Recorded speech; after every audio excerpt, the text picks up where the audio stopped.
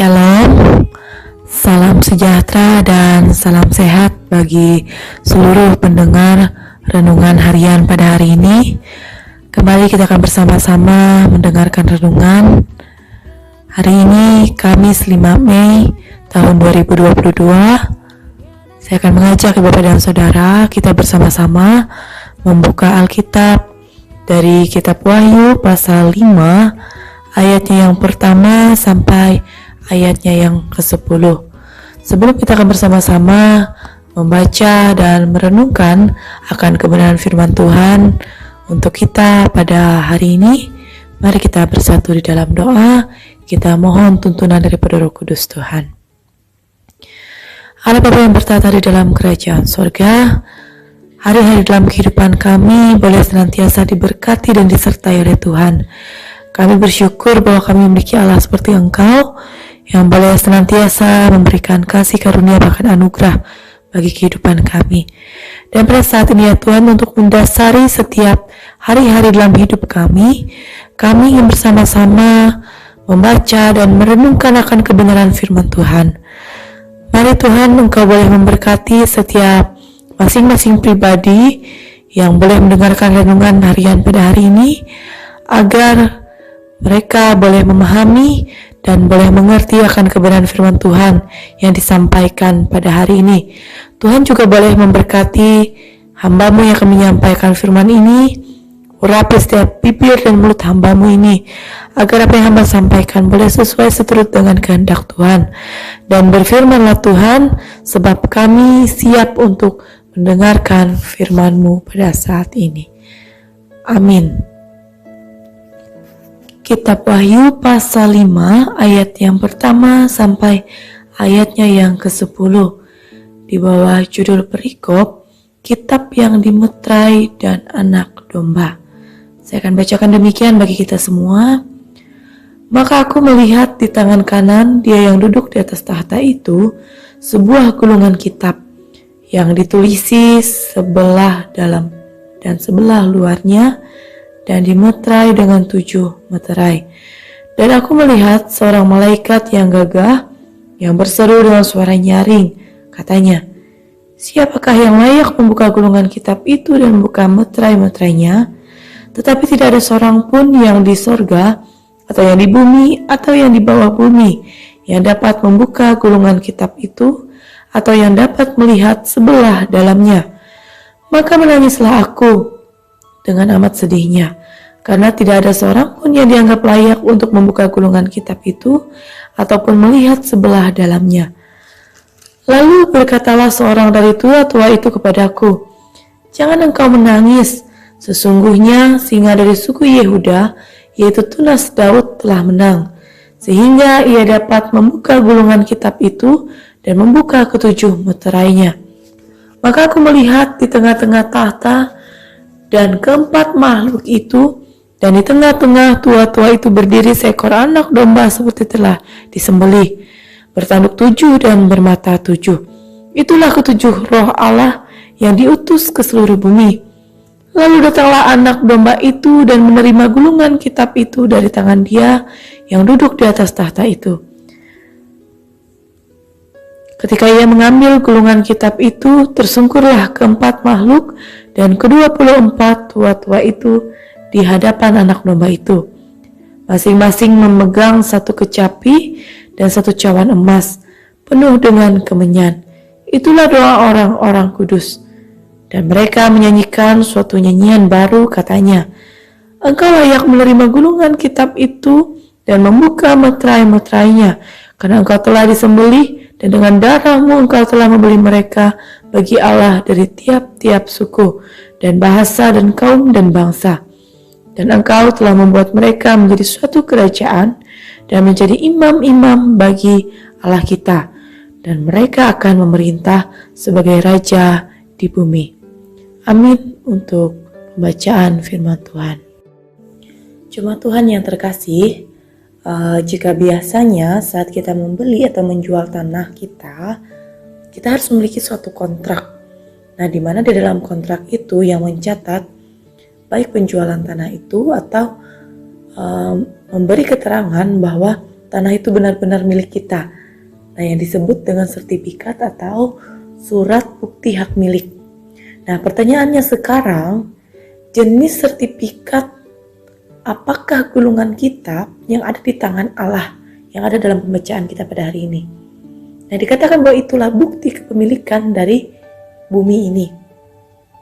Nah, ketika Tuhan menciptakan Adam, bahkan sebelum Adam ini jatuh ke dalam dosa, Allah itu sudah memberikan semua penguasaan dan pengendalian atas bumi ini kepada Adam secara seutuhnya. Namun, ketika Adam ini terjatuh ke dalam dosa, bumi ini menjadi rusak dan menjadi wilayah atau menjadi milik dari si jahat yang dikatakan iblis. Nah, Adam ini telah melepas semua kepercayaan yang diberikan Allah kepada Adam. Dia memberikan semua penguasaan dan pengendalian dari dalam bumi ini untuk iblis itu sendiri. Nah, boleh dikatakanlah ibarat sertifikat tanah atau sertifikat hak milik yang dulunya diberikan kepada Adam, sekarang beralih kepada si iblis. Nah, jadi jika manusia punya harapan, dia harus membeli kembali bumi ini. Tapi masalahnya sekarang, tidak ada seorang pun dari manusia yang sanggup untuk membeli kembali bumi ini. Tidak ada seorang pun yang sanggup membuka gulungan kitab yang sudah dimeteraikan itu. Nah, orang yang sanggup membuka gulungan kitab ini tadi, dia harus kerabat pemilik semula bumi ini. Jika yang bisa menebus, jadi yang bisa menebus bumi ini kembali, dia harus seorang manusia. Tapi yang kita tahu bahwa keturunan Adam ini semua adalah orang-orang yang berdosa. Dan untuk menebus bumi ini, dia harus memiliki beberapa syarat, yaitu yang pertama, dia harus kerabat dari manusia. Kedua, dia tidak berdosa sama sekali. Kemudian yang ketiga, dia sanggup menebus bumi. Dan yang keempat, dia harus bersedia membayar harga mahal atas penebusan itu. Melihat hal tersebut dari keempat syarat yang ada ini, tidak ada seorang pun yang mampu untuk menebus bumi ini. Nah, hal tersebutlah yang membuat si Yohanes menangis dan dia sangat merasa sedih sekali. Karena tidak ada satupun orang yang mampu membuka gulungan kitab yang ada di tangan kanan Allah ini. Nah, ketika Yohanes ini sedang merasa sedih, ada salah seorang dari tua-tua berkata, seperti yang dapat kita lihat dalam ayatnya yang kelima, yang berbunyi demikian. Jangan engkau menangis, sesungguhnya singa dari suku Yehuda, yaitu tunas Daud, telah menang, sehingga ia dapat membuka gulungan kitab itu dan membuka ketujuh meterainya. Nah, kemudian pada ayat yang ke-6 dikatakan, maka aku melihat, si Yohanes menyampaikan bahwa dia melihat di tengah-tengah tahta dan keempat makhluk itu, dan di tengah-tengah tua-tua itu berdiri seekor anak domba, seperti telah disembelih, bertanduk 7 dan bermata 7. Nah, Bapak dan Saudara yang terkasih, 7 tanduk itu melambangkan otoritas dan kekuatan dari seorang penguasa, yaitu Yesus. Dia memiliki segala kuasa, baik di sorga maupun kekuasaan yang ada di bumi. Nah, kemudian 7 mata itu adalah melambangkan dari Roh Kudus itu sendiri. Yesus tidak tampil sebagai putra Allah, melainkan dia tampil sebagai anak domba yang menjadi korban atas dosa kita manusia yang ada di dalam dunia ini. Nah, Yesus telah memenuhi semua persyaratan yang dikatakan tadi untuk dapat menebus bumi ini kembali. Nah, kemudian singa dari suku Yehuda itu melambangkan pemerintahan Tuhan Yesus itu sendiri sebagai raja di atas segala raja. Kemudian setelah gulungan kitab itu berada di tangan Tuhan Yesus, keempat makhluk dan ke-24 tua-tua dikatakan tersungkur dan menyanyikan suatu nyanyian baru. Nyanyian baru itu di mana di sana termuat tentang pujian dan juga rasa hormat mereka kepada Tuhan Yesus. Karena Tuhan Yesus sudah berhasil menebus kembali bumi ini dari kekuasaan iblis, dan juga Yesus menang. Nah, Yesus itu sudah menang dan dia sudah memiliki surat kepemilikan bumi itu kembali. Nah, Bapak dan Saudara yang terkasih, Tuhan Yesus itu luar biasa dalam kehidupan kita. Dia sudah mengorbankan dirinya. Dia sudah berupaya untuk menebus dosa kita dan mengambil kembali hak milik dari bumi ini untuk dapat dikuasai oleh Allah itu sendiri. Nah, Bapak dan Saudara yang terkasih, saya mengajak kita semua untuk terus beriman kepada Yesus.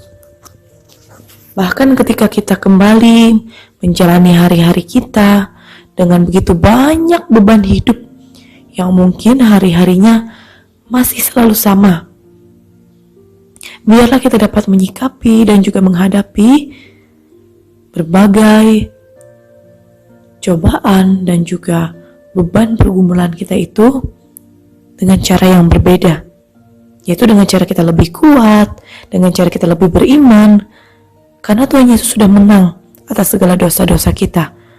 Tuhan Yesus sudah memenangkan dan mengambil alih kekuasaan dalam bumi ini. Kemenangan Tuhan Yesus itu juga adalah kemenangan kita orang-orang percaya. Karena itu, Bapak dan Saudara yang terkasih, kita jangan mudah tergoda untuk percaya pada kuasa-kuasa yang lain yang ada di dalam bumi ini. Dan jangan pernah sama sekali kita meninggalkan Tuhan Yesus. Karena Tuhan Yesus, Dia dapat menjamin semua yang terindah untuk masa depan kita. Oleh sebab itu, letakkanlah pengharapan di dalam Tuhan Yesus. Maka hidup kita akan terjamin. Karena Tuhan Yesus sudah menebus dosa kita bukan dengan sesuatu hal yang sepele, tapi Tuhan Yesus menebus kita dengan darahnya yang mahal. Oleh sebab itu, Bapak dan Saudara, jangan sia-siakan pengorbanan Tuhan Yesus. Teruslah hidup beriman, teruslah hidup berpengharapan di dalam Tuhan. Tuhan Yesus senantiasa menguatkan kehidupan kita, menguatkan iman kita, dan hidup kita terus diberkati Tuhan. Amin untuk firman Tuhan. Mari kita bersama-sama bersatu di dalam doa. Kita berdoa. Terpujilah Allah yang namanya begitu kudus dan mulia. Bahkan karya-karya Tuhan yang begitu luar biasa dalam kehidupan kami. Kami sungguh bersyukur. Kami sungguh menjadi manusia yang sangat beruntung karena hidup kami boleh dijamin dengan luar biasa. Allah telah menebus bumi ini dari kekuasaan iblis, dari kuasa kegelapan. Tuhan telah mengambil kembali hak milik bumi ini untuk boleh dikuasai dalam kasih anugerah dan karunia Tuhan. Kami bersyukur Tuhan untuk firman-Mu yang boleh diperdengarkan bagi kami dalam renungan harian pada hari ini. Biarlah kiranya siapapun yang boleh mendengarkan renungan harian pada hari ini, kami boleh semakin dikuatkan dalam iman dan pengharapan kami di dalam Tuhan. Kami boleh semakin merenungi kebaikan dan kasih karunia Tuhan itu dalam hidup kami. Bahwa hidup kami boleh dijamin dengan luar biasa oleh Tuhan melalui Yesus Kristus, anaknya yang tunggal. Kami serahkan hidup dan kehidupan kami Tuhan, untuk boleh senantiasa boleh diberkati dan juga menjadi berkat. Dan pada saat ini juga Tuhan, kami ingin berdoa bagi jemaat Tumbang Bauh Bangaat. Tuhan boleh memberkati setiap masing-masing jemaat yang boleh ada di sana. Tuhan boleh memberkati setiap kehidupan jemaat Tuhan. Tuhan boleh memberkati setiap masing-masing keluarga mereka, pasangan hidup mereka, anak-anak terkasih mereka. Biar kiranya Tuhan, kasih karunia anugerah Tuhan boleh ada di tengah-tengah kehidupan rumah tangga keluarga jemaat Tuhan yang ada di tempat di jemaat Tumbang Bauh Bangaat. Berkati anak-anak terkasih mereka, mereka yang dalam masa tumbuh kembang, mereka yang masih dalam masa pendidikan, mereka yang pada saat ini sedang mencari pekerjaan. Tuhan boleh memberkati anak-anak terkasih jemaat Tuhan yang ada di sana. Biarlah kasih karunia anugerah Tuhan melingkupi kehidupan mereka. Masa depan yang cerah Tuhan berikan bagi mereka. Mulai setiap usaha kerja keras mereka Tuhan, senantiasa apa yang mereka harapkan boleh diberikan oleh Tuhan. Demikian juga ya Tuhan, bagi seluruh jajaran majelis jemaat yang boleh ambil bagian dalam pelayanan di jemaat Tumbang Bau Bangaat, Tuhan boleh memperlengkapi mereka, Tuhan boleh memberkati mereka, menyertai mereka semua, agar senantiasa mereka boleh melayani Tuhan dengan hati yang sungguh. Dan Tuhan juga boleh memberkati kehidupan mereka, Tuhan pakai dengan luar biasa. Demikian juga Tuhan untuk hidup dan kehidupan kami. Bagi kami yang boleh mendengarkan renungan harian pada hari ini, berkati hidup kami Tuhan, pakai kami dengan luar biasa. Biar kasih karunia Tuhan boleh ada bagi kehidupan kami semua. Dan senantiasa juga Tuhan, bibir dan mulut kami selalu menyatakan syukur atas kebaikan dan karunia Tuhan dalam kehidupan kami. Terima kasih Tuhan Yesus. Ini doa seru harapan kami yang kami sampaikan hanya kepada Tuhan. Dan doa kami ini kami alaskan dalam doa Bapa kami. Bapa kami yang ada di sorga, dikuduskanlah namamu, datanglah kerajaanmu, jadilah kehendak-mu di bumi seperti di sorga. Berikanlah kami pada hari ini makan kami yang secukupnya, dan ampunilah kami akan kesalahan kami, seperti kami juga mengampuni orang yang bersalah kepada kami. Dan janganlah bawa kami ke dalam pencobaan, tapi lepaskanlah kami daripada yang jahat. Karena Engkau yang punya kerajaan, kuasa dan kemuliaan sampai selama-lamanya. Amin. Baik jemaat Tuhan yang terkasih dalam Tuhan kita Yesus Kristus, terima kasih sudah mendengarkan renungan harian pada hari ini. Semoga renungan harian hari ini dapat memberkati dan menyertai kehidupan kita, dan terlebih juga semakin menguatkan iman dan pengharapan kita di dalam Tuhan. Saya Pendeta Agnes Duyuni mengucapkan selamat beraktivitas, salam sejahtera, salam sehat, dan shalom. Sampai bertemu di renungan harian selanjutnya. Terima kasih, Tuhan Yesus memberkati kita. Tuhan memberkati engkau dan melindungi engkau. Tuhan menyinari engkau dengan wajah-Nya dan memberi engkau kasih karunia. Tuhan menghadapkan wajah-Nya kepadamu dan memberi engkau damai sejahtera. Amin.